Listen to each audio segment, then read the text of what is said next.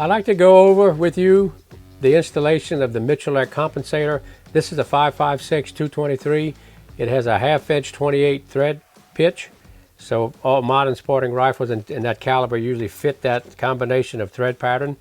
What you want to be aware of, we have a rifle mounted in a little vise here. I have an empty chamber flag. There's no ammunition here.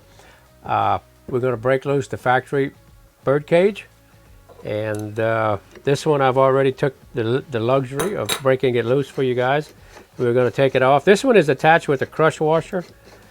So we're going to take that off and get it out of the way and install the Miculek Compensator.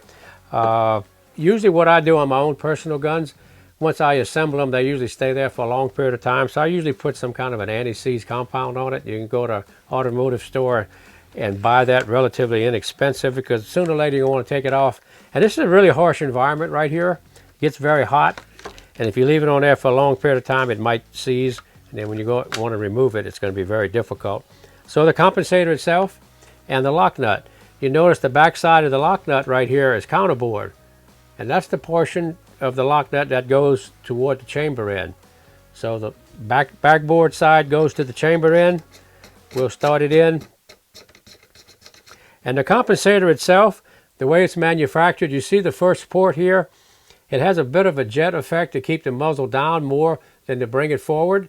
So usually what I recommend for a right-handed guy is to clock it at 1 o'clock, and if you're a left-handed guy, to put it at 11 o'clock.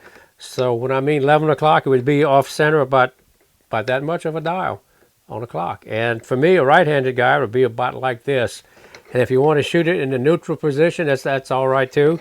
And we're going to bring it in all the way till it touches the lock nut. Now you notice the compensator is exactly the wrong position. So there again, I'm right-handed. I'm going to put it at what I consider the 1 o'clock position. And you notice now the lock nut is not engaging the compensator. So I'm going to screw the lock nut out into the compensator. And I'm going to torque the lock nut to the compensator this way and not toward the barrel shoulder. So put the wrench into it like this. 30 foot-pounds is way enough on that. You can use just about anything that's round. The largest size round screwdriver shaft you might have would work. Phillips screwdriver. I have a brass rod that I assemble mine with, and I'm going to lock it in. You notice it's about 1 o'clock. I'm holding back on the compensator, and I'm torquing the wrench down to lock it forward to the compensator. And I'm putting about 30 inch-pounds on it. And that's about where I'm going to live, right there, guys. So that was the installation of the 5.56 caliber, but we also do make it in a 30 caliber. The only thing different on this compensator, it has flats on it for a wrench. It fits the 5.8 24 thread pitch. So it's available 30 caliber and 223. Get some.